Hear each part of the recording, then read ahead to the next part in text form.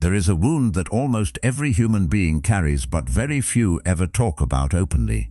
It is the wound of being hurt by someone you trusted, someone you loved, someone you let inside the walls you spent years building, only to watch them use the access you gave them to damage something precious inside you. Maybe it was a friend who betrayed your confidence and shared your deepest secrets as casual conversation with people who had no right to know. Maybe it was a parent who used words as weapons, who made you feel small and insufficient during the years when you were too young to understand that their cruelty said everything about them and nothing about you. Maybe it was a lover who promised forever and then left without explanation, who disappeared from your life, as if the history you built together was nothing more than an inconvenience they had outgrown. Maybe it was a colleague who took credit for your work, who smiled to your face while systematically undermining your reputation behind your back. Whatever the specific form it took, the experience is universal. Someone hurt you, and in the aftermath of that hurt, every instinct inside you demanded a response. Every fiber of your being screamed for justice, for confrontation, for revenge, for some action that would make them feel even a fraction of what they made you feel. You wanted to call them out. You wanted to expose them. You wanted to write the message that would finally make them understand the damage they caused. You wanted to scream loud enough that the universe itself would take notice and correct the imbalance. And maybe you did some of those things. Maybe you sent the angry message. Maybe you had the confrontation. Maybe you tried to make them see, tried to force them to acknowledge what they did, tried to extract from them some form of accountability or remorse, or at the very least recognition that your pain was real and that they were responsible for it. And what happened? Did it work? Did the confrontation heal you? Did the angry words restore what was taken? Did the attempt to make them understand actually produce understanding? Or did it leave you feeling emptier than before, more frustrated, more exhausted, more convinced that there is no justice in this world and that the people who hurt you will never truly comprehend the cost of what they did? If you are being honest, and I know this is painful to admit, the answer is almost always the same. The confrontation did not work. The angry words did not heal you. The attempt to make them understand produced not understanding but defensiveness, denial, counter-accusations, or worse, indifference. And you were left standing exactly where you started, only now with the additional burden of having poured your energy into a battle that was never going to end the way you needed it to. Today I want to show you a different path. A path that is simultaneously the most counterintuitive and the most devastating response to being hurt that a human being can choose. A path that the greatest philosophers in human history understood and practiced. A path that will not only transform how you deal with the people who hurt you, but will fundamentally alter the power dynamics of every relationship in your life. That path is silence. And what it does to the people who hurt you is something that most people never expect. Before I explain the mechanism, before I show you exactly why silence is so psychologically devastating to the person who hurt you, I need to take you into the mind of that person. Because understanding what happens inside them when you go silent requires understanding what they expected to happen when they hurt you.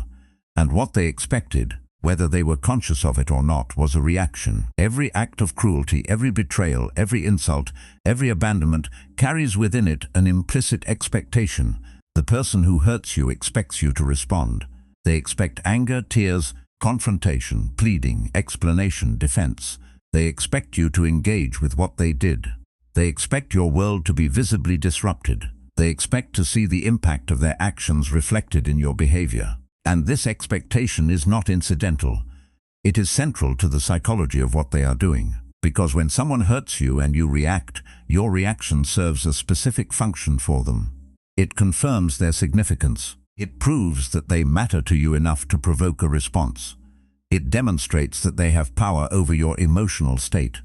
It gives them information about where you are vulnerable, which buttons work, which wounds are still fresh. And perhaps most importantly, it gives them a role to play in the aftermath. They can be the apologizer or the denier. They can be the one who explains or the one who deflects. They can be the villain or the victim. But whatever role they play, they are still in the story. They are still relevant. They are still at the center of a drama that involves you. And this, for many people who hurt others, is the real payoff. Not the damage itself, but the ongoing centrality to your emotional life that the damage creates. When you react to someone who hurt you, you keep them in the center of your world. You give them a permanent seat at the table of your inner life. You replay their words, analyze their behavior, construct arguments against their position, imagine conversations that might finally make them see, and in all of this mental activity, they remain present. They remain significant. They remain powerful, not because of anything they are currently doing, but because of what they did in the past and your ongoing engagement with it. Your reaction is their lifeline. Your anger is their relevance. Your pain expressed and visible and directed at them is their confirmation that they still matter. And silence cuts that lifeline, completely, irrevocably, devastatingly. When you go silent after someone hurts you, something happens inside them that they are almost never prepared for.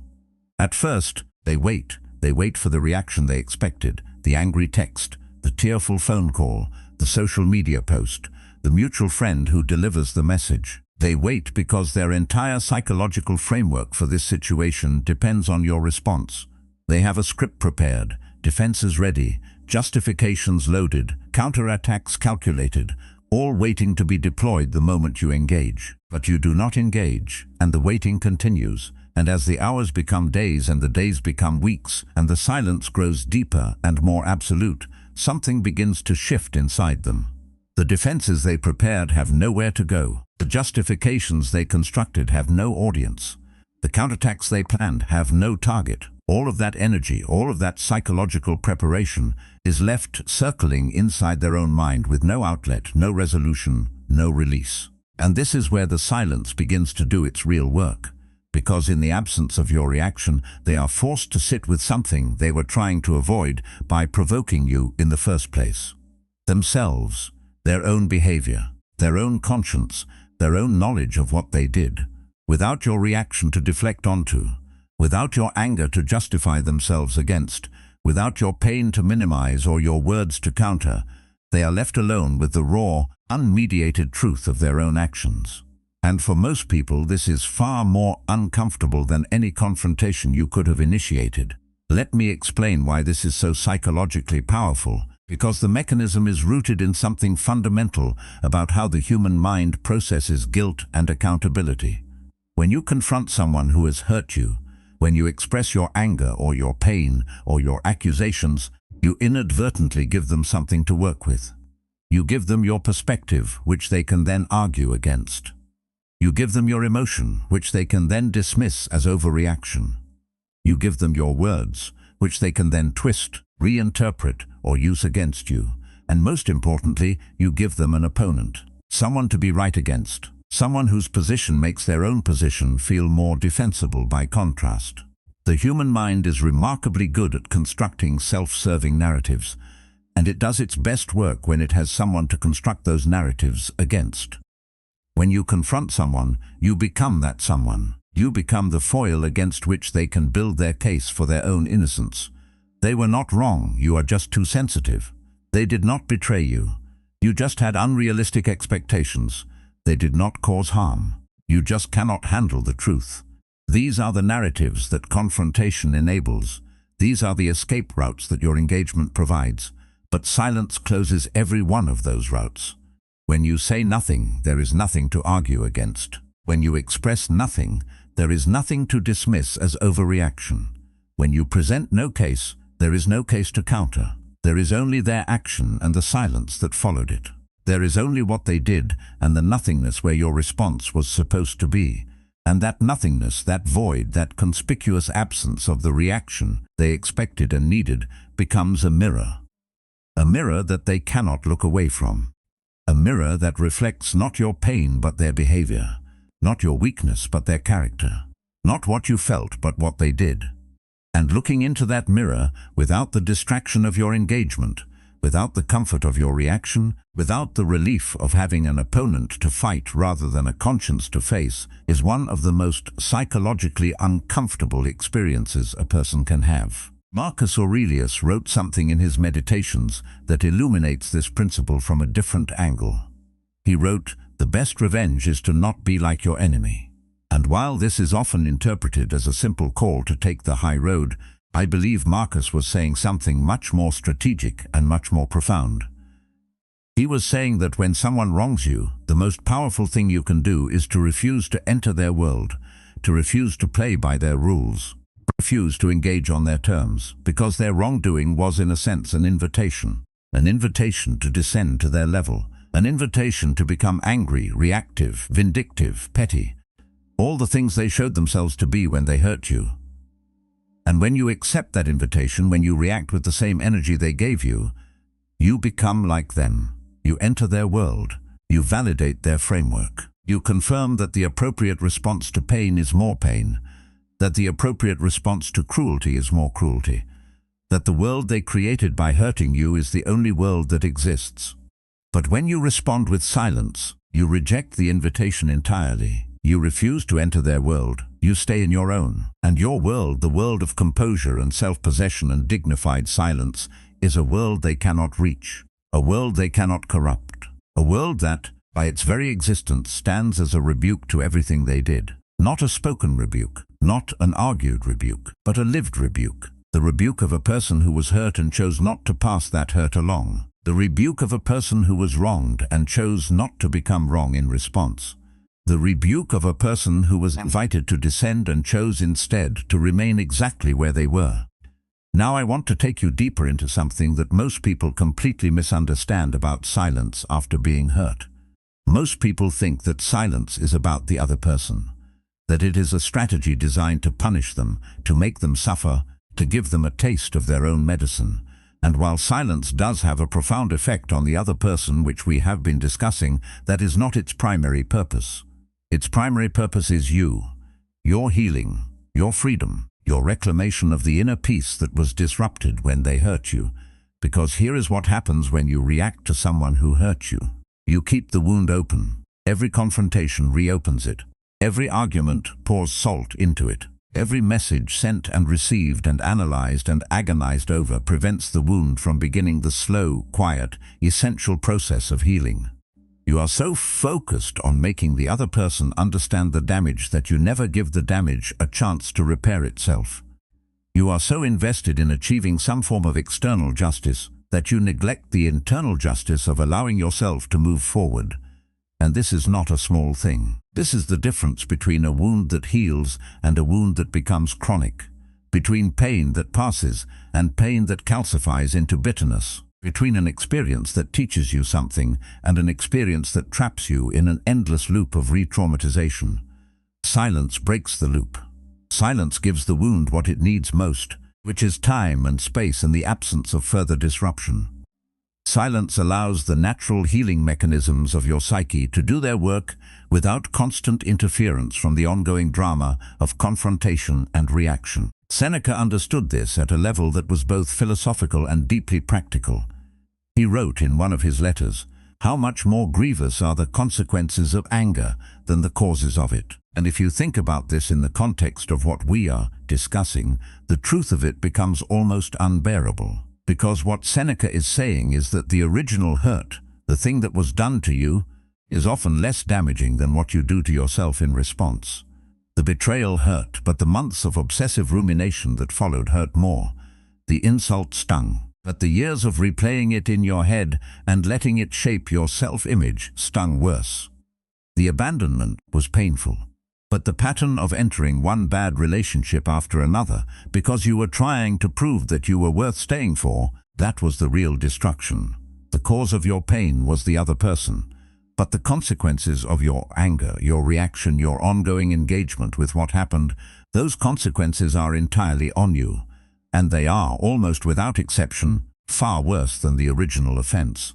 Silence is the circuit breaker. Silence is the moment you stop creating consequences that are worse than the cause. Silence is the moment you say, what they did is done. I cannot undo it. I cannot make them understand it. I cannot force them to be accountable for it. But I can stop making it worse. I can stop pouring fuel on a fire that should have gone out a long time ago.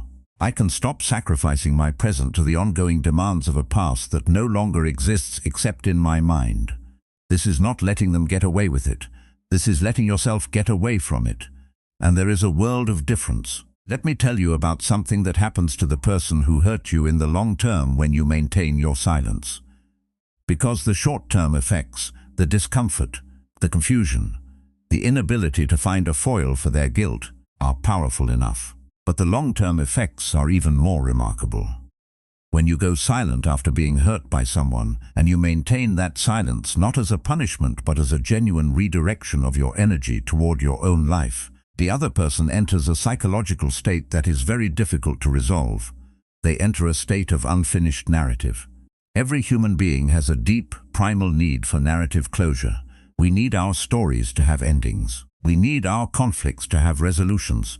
We need our actions to have consequences that we can see, understand, and incorporate into our understanding of who we are and how the world works. When you confront someone, you give them narrative closure. The story has an ending. You fought, you argued, you said your piece, they said theirs, and now the chapter is closed. Maybe not neatly, maybe not satisfactorily, but closed. The book can be put down. The mind can move on. But when you go silent, there is no closure. The story does not end, it hangs. It remains open, unresolved, incomplete. And this open-endedness creates a specific kind of psychological torment that most people have never considered. The person who hurt you cannot close the chapter because you have not written the last page. They cannot move on because the story is not over. They cannot fully process what happened because the narrative is incomplete. And so the story stays alive in their mind. Not as a memory that fades with time, the way resolved conflicts do, but as an open question that periodically resurfaces, demanding attention, demanding resolution, demanding an ending that never comes. This is why people who have been met with silence often reach out months or even years later. Not necessarily because they have changed or because they want to apologize, though sometimes they do, but because the open narrative has been living inside them, taking up psychological space, creating a low-level discomfort that time alone cannot resolve. They need your response to close the loop. And when you do not give it to them, the loop stays open. Indefinitely. This brings me to a point that I think is absolutely crucial, and it is a point that separates the Stoic understanding of silence from the more superficial versions that you see promoted in popular culture. The silence I am describing is not the silent treatment. It is not a manipulation tactic.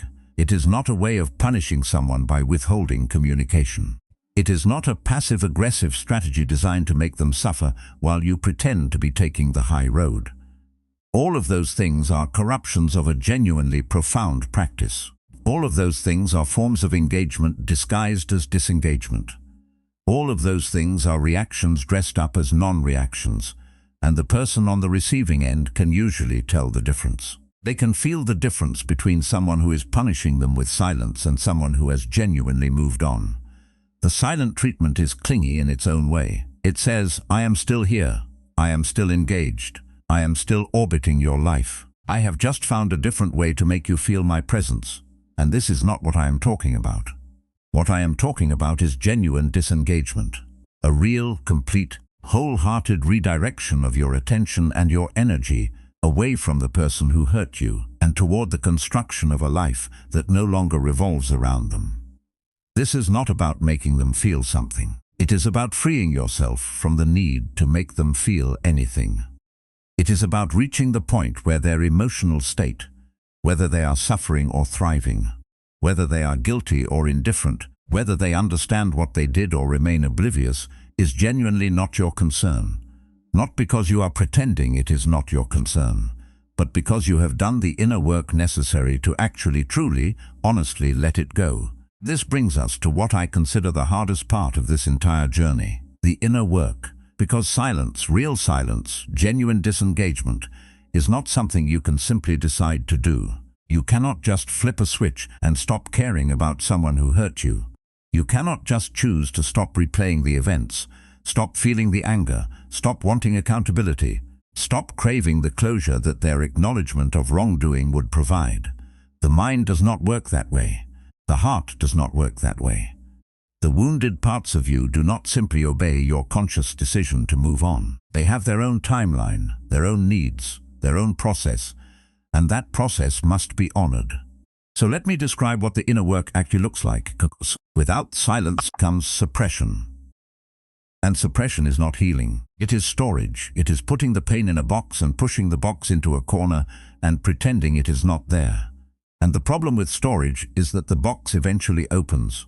The pain eventually leaks. The suppressed emotion eventually finds expression, usually in ways that are destructive and displaced, directed not at the person who caused the pain but at innocent bystanders, at new relationships, at yourself. The inner work of genuine silence begins with something that sounds simple but is actually one of the most difficult things a human being do. It begins with feeling, fully feeling, not analyzing, not narrativizing, not constructing arguments about who was right and who was wrong, but feeling, sitting with the raw, unprocessed, unmediated experience of being hurt and allowing it to be what it is without trying to fix it, explain it, or make it go away. This means feeling the anger without acting on it, feeling the sadness without numbing it, feeling the betrayal without seeking revenge, feeling the rejection without seeking replacement, feeling the loneliness without filling it. Just feeling. This is what the Stoics meant by living in accordance with nature. Not suppressing your emotions, but experiencing them fully and then choosing, from a place of awareness rather than reactivity, what to do with them.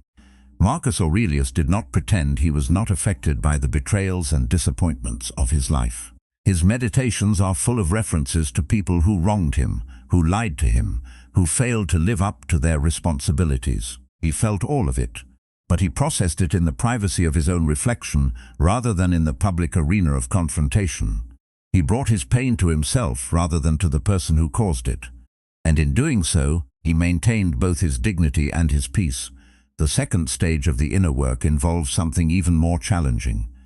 It involves examining what the hurt reveals about you, not about the other person, about you. Because while the person who hurt you is responsible for their actions, your response to those actions, the intensity of it, the duration of it, the specific form it takes, is your responsibility. And it is almost always revealing something about you that existed before the hurt occurred. The person who abandoned you did not create your fear of abandonment. They triggered it. The fear was already there, formed in earlier experiences, rooted in deeper wounds, waiting for exactly this kind of event to bring it to the surface. The person who betrayed your trust did not create your difficulty with trust. They activated it. The difficulty was already there, built over years of experiences that taught you that trust was dangerous, that vulnerability was risky, that people could not be relied upon.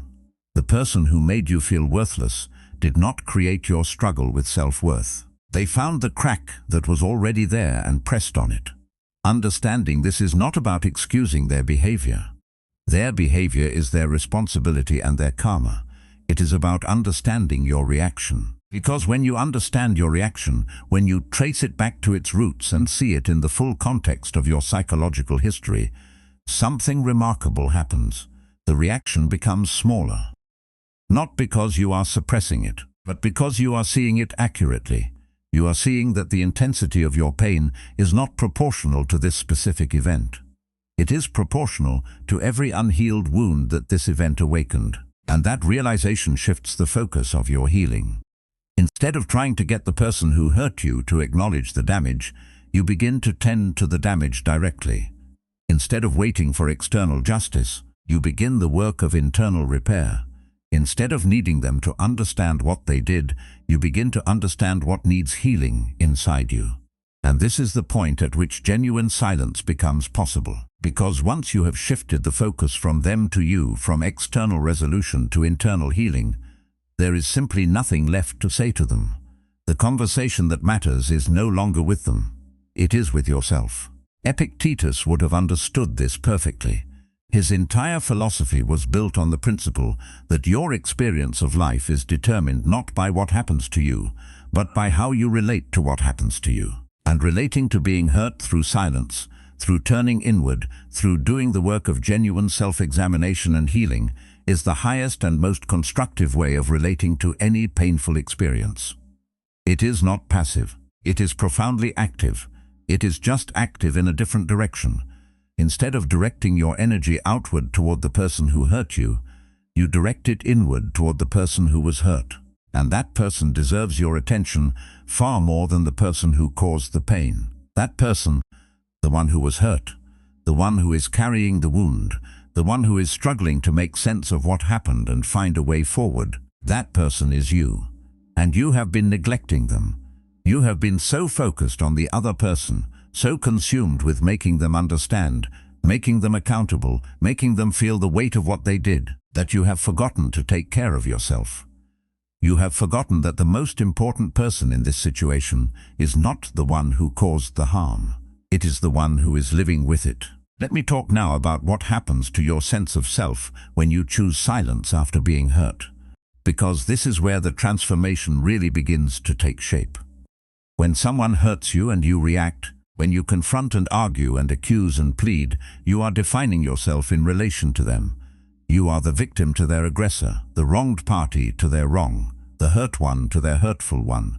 Your identity in that moment is entirely constructed around what they did and how you feel about it. And while this is natural and understandable, it is also imprisoning. Because as long as your identity is constructed around the harm done to you, you cannot move beyond it. You are tethered to the event. You are chained to the person who caused it. You are locked in a dynamic that keeps you perpetually in the position of the wounded, the wronged, the one waiting for justice that may never come. But when you choose silence, when you genuinely disengage from the person and the event and redirect your energy toward your own life, you begin to construct a new identity. An identity that is not defined by what was done to you, but by what you did with yourself afterward. An identity that is not built around a wound, but around the strength it took to heal that wound. An identity that does not require the other person's acknowledgement or apology in order to exist. This is what the Stoics meant by self-sovereignty. It is the ability to define yourself from the inside, rather than allowing external events to define you. It is the ability to say what happened to me is part of my story, but it is not the whole story.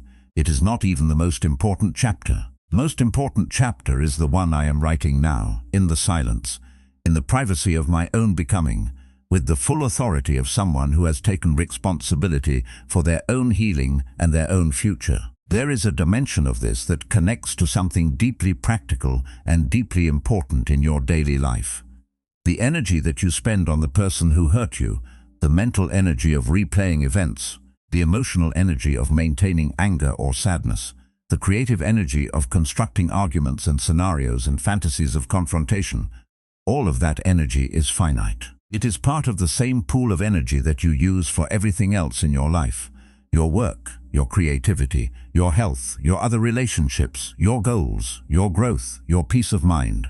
And every unit of energy that goes toward the person who hurt you is a unit of energy that does not go toward any of these things. This is not metaphorical. This is literal. When you spend your morning thinking about what they did, you do not have that morning to spend on what you are building. When you spend your emotional reserves processing their behavior, you do not have those reserves available for the people who actually love you and deserve your attention. When you spend your creative energy imagining confrontations and composing messages and constructing the perfect argument that will finally make them see, you do not have that creative energy available for the work that gives your life meaning. The person who hurt you is not just taking up space in your heart, they are taking up space in your entire life. And silence is the eviction notice. Silence is the moment you say, "You have occupied enough of my time, my thoughts, my energy, my peace. You do not live here anymore. I need this space for something better." And that something better, whatever it turns out to be, is the real revenge. Not because it is designed to make them jealous or regretful, but because it is a genuine expression of a life that has moved beyond them. A life that no longer revolves around the damage they caused. A life that has reclaimed its own center. Seneca wrote something that I think about almost every day. He wrote, "We are more often frightened than hurt, and we suffer more often in imagination than in reality." And this connects to our discussion in a way that might not be immediately obvious, but that I think is profoundly important. Much of the suffering that follows being hurt is not the hurt itself. It is the imagination of the hurt. The replaying, the re-experiencing, the projection of the hurt into the future. The imagining of all the ways the hurt could get worse or could happen again. The construction of narratives in which the hurt defines your entire future. This imaginative suffering, this suffering in the mind rather than in reality, is often far greater than the original pain. And it is entirely maintained by your engagement with it, by your unwillingness to let it go, by your insistence on keeping the story alive in your head long after the actual events have ended. Silence. Genuine silence, not just the absence of speech but the absence of internal rehearsal, is the antidote to this imaginative suffering. When you truly go silent, both externally and internally, when you stop not only talking about what happened, but also thinking about it obsessively, when you allow the thoughts to arise and pass through you without grabbing onto them and weaving them into new narratives, the suffering begins to dissolve. Not immediately, not painlessly, but steadily and surely, like a fever breaking. The intensity diminishes, the frequency of the intrusive thoughts decreases. The emotional charge of the memories fades, and what remains, when the fever has finally broken, is not the absence of feeling, the clarity of someone who has passed through a fire and emerged not unscathed but purified, not unmarked but unburdened, not unchanged but unbroken. Now let me address something that I know many people are thinking about as they hear this. What about accountability? What about justice? What about the legitimate need for the person who hurt you to be held responsible for their actions? Does silence mean letting them off the hook? Does it mean accepting their behavior without consequence? Does it mean allowing them to continue hurting others unchecked? And the answer is no. Emphatically no. Silence is not about excusing behavior. It is not about pretending that what happened was acceptable. It is not about removing consequences.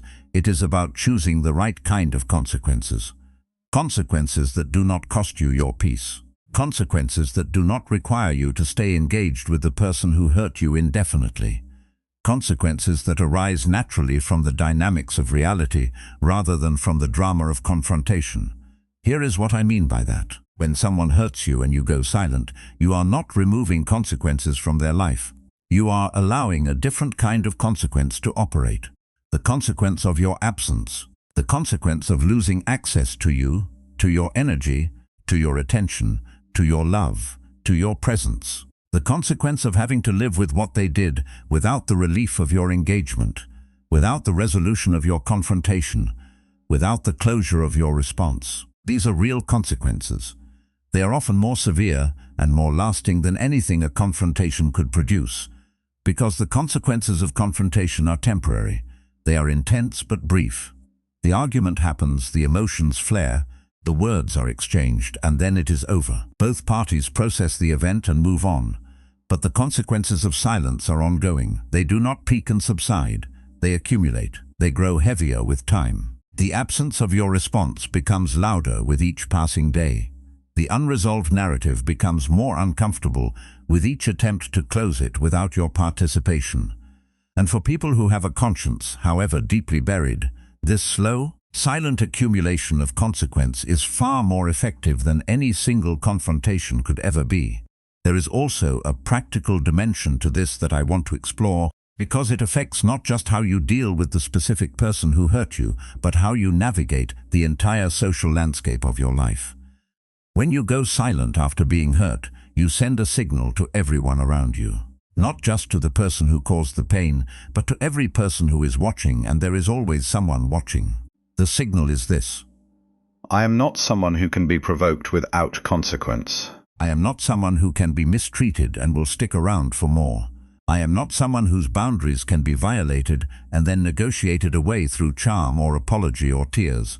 I am someone who, when crossed, removes themselves with quiet dignity and does not return until there is genuine reason to. And this signal, this demonstration of self-respect made visible through action rather than words, changes the way everyone in your social sphere relates to you. Not because you demanded respect, not because you delivered speeches about your boundaries, not because you threatened consequences, but because you demonstrated, through the undeniable evidence of your behavior, that you are someone who takes their own well-being seriously enough to protect it. And people adjust to this. They calibrate their behavior based on what they observe. And what they observe, when they see you go silent after being hurt, is someone they need to treat carefully, not out of fear but out of recognition. Recognition that your peace is valuable to you. Recognition that your time and energy and emotional presence are not free. Recognition that you are someone who walks away from what does not serve you, quietly and without drama, and who cannot be lured back by anything less than genuine change.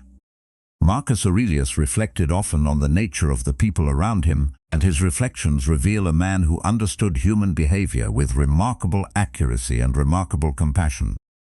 He wrote, "When you wake up in the morning, tell yourself, the people I deal with today will be meddling, ungrateful, arrogant, dishonest, jealous, and surly. They are like this because they cannot tell good from evil. But I have seen the beauty of good and the ugliness of evil, and have recognized that the wrongdoer has a nature related to my own, not of the same blood or birth, but the same mind, and possessing a share of the divine, and so none of them can injure me. No one can implicate me in ugliness, nor can I feel angry at my relative or hate him." There is so much in this passage that is relevant to what we are discussing. First, the recognition that people who hurt you are not acting from a place of understanding. They cannot tell good from evil, Marcus says. They are confused. They are lost. They are driven by forces within themselves that they do not comprehend. This does not excuse their behavior, but it contextualizes it. It allows you to see it not as a personal attack from a conscious, deliberate enemy, but as the flailing of someone who is struggling with their own darkness. Second, the recognition that the wrongdoer shares your nature. They are not an alien species. They are a human being, subject to the same fears, the same insecurities, the same weaknesses that you yourself possess. This recognition does not require you to maintain the relationship. It does not require you to forgive prematurely or tolerate further harm. But it does something important. It removes the demonization. It prevents you from constructing a narrative in which they are pure evil and you are pure victim. And this, while uncomfortable, is essential for genuine healing, because as long as you are demonizing them, you are still in relationship with them. You are still defining yourself in opposition to them. You are still giving them the power to shape your inner world through the narrative you have constructed about who they are. True silence, true disengagement, requires seeing them clearly, not as a demon, not as a monster, but as a confused, wounded, limited human being who did something harmful because they could not in that moment do better. And then, having seen them clearly, choosing to redirect your attention toward your own life. Not because they deserve your compassion, but because you deserve your peace. Let me talk now about something that happens in the months and years after you go silent. Something that I think is one of the most remarkable and least discussed consequences of this practice. When you go silent after being hurt, and you maintain that silence while genuinely doing the inner work of healing and self-development, you undergo a transformation that is visible, not immediately, not dramatically, but steadily, unmistakably, profoundly. You become calmer, you become more grounded, you become more present, you become more discerning, you become more compassionate. Not in a sentimental way, but in a clear-eyed, realistic way. You become harder to hurt, not because you have become cold, but because you have become more secure in yourself. You become less reactive, not because you have suppressed your emotions, but because you have developed a more spacious relationship with them. In short, you become the kind of person that the person who hurt you is not. And this contrast, this visible, tangible difference between who you are and who they are, is the most devastating thing your silence can do. Because it tells a story without words. It communicates without sound. It demonstrates, through the undeniable evidence of your changed life, that you took what they gave you and turned it into fuel. That you took their cruelty and used it as motivation. That you took their betrayal and used it as a catalyst for growth. That you took the worst thing they could do to you and made it the foundation of the best version of yourself. And there is nothing, absolutely nothing, more devastating to someone who hurt you than watching you thrive in the silence. Not because your thriving is designed to hurt them, but because it proves irrefutably and undeniably that they were not powerful enough to break you, that their worst was not enough, that you are, despite everything they did, still here, still growing, still becoming, still alive in every way that matters. Epictetus said, "It is not things that disturb us, but our judgments about things." And this principle, when applied to the practice of silence after being hurt, reveals something profound about the relationship between suffering and interpretation. When someone hurts you, the event itself is finite. It happens and it ends. But your judgment about the event, your interpretation of what it means, your narrative about what it says about you and about the world and about the possibility of trust and love and safety, this can be infinite. It can last for years, for decades, for a lifetime. And it is this judgment, this interpretation, this narrative that determines not the initial pain of the event, but the long-term suffering that follows. If your judgment is, this person destroyed me, then you will live as a destroyed person. If your judgment is, this proves that people cannot be trusted, then you will live in a world without trust. If your judgment is, this means I am not worth loving, then you will live as someone who is not worth loving. But if your judgment shifts, if through the work of silence and self-examination you arrive at a different interpretation, one that says, this happened, it hurt, and it is teaching me something important about what I will and will not accept in my life, then the suffering transforms. It becomes instruction, it becomes guidance, it becomes the foundation of a wisdom that could not have been acquired any other way. And this shift in judgment, this reinterpretation of the meaning of the hurt, is one of the most important things that silence makes possible. Because in the noise, in the constant engagement with the person who hurt you, there is no space for reinterpretation. There is only the original narrative, being reinforced and hardened with every confrontation, every argument, every replayed memory. But in the silence, in the spacious, uninterrupted, undisturbed silence of genuine disengagement, the narrative can soften, can be examined, can be questioned, can be ultimately transformed.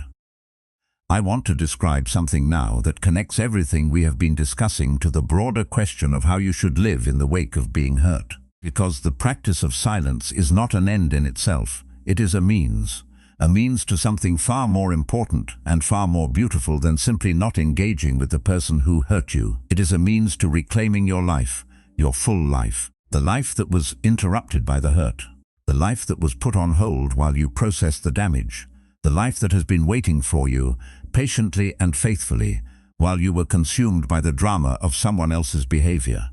That life, your life, the one that belongs entirely to you and to no one else, is still there. It is still possible. It is still waiting. And the moment you go silent, the moment you redirect the enormous energy you have been pouring into the person who hurt you back toward yourself and your own becoming, that life begins to move again. Slowly at first, hesitantly, like someone learning to walk again after a long illness, but it moves. And with each step, each day of genuine engagement with your own growth and your own healing and your own dreams and your own purpose, the hurt recedes. Not because you forced it to, not because you suppressed it, but because you filled the space it occupied with something better, something more alive, something more worthy of the time and attention you have left on this earth. This is the final and perhaps the most important thing I want to say about what your silence does to the people who hurt you. Because the truth is that in the end, it does not matter what your silence does to them. What matters is what it does to you. What matters is that it gives you back yourself. It gives you back your time. It gives you back your energy. It gives you back your focus. It gives you back your peace. It gives you back the creative force that was being consumed by the ongoing engagement with someone else's dysfunction. And with all of those things returned to you, with all of that life force reclaimed, you can do something far more important than making someone regret hurting you. You can build a life so genuinely, so profoundly, so undeniably good that the hurt becomes a footnote, not the defining chapter, not the central narrative, not the story you tell when people ask who you are. Just a footnote, a brief, acknowledged, fully processed moment in a much larger, much richer, much more meaningful story. The story of someone who was hurt and chose not to become bitter, who was wronged and chose not to become vengeful, who was broken and chose not to stay broken, who went quiet not because they had nothing to say, but because they had something better to do. Live. And if there was a moment in all of this where something settled inside you, where something you have been carrying felt a little lighter, where you glimpsed the possibility of a response to your own pain that does not require anyone else's participation, then you have already begun the journey. You have already taken the first step. You have already, in the most important sense, gone quiet. And everything that follows from here is yours to build, Subscribe to this channel because this is not content. This is companionship on a path that most people walk alone. And you do not have to walk it alone anymore. I will see you in the next one.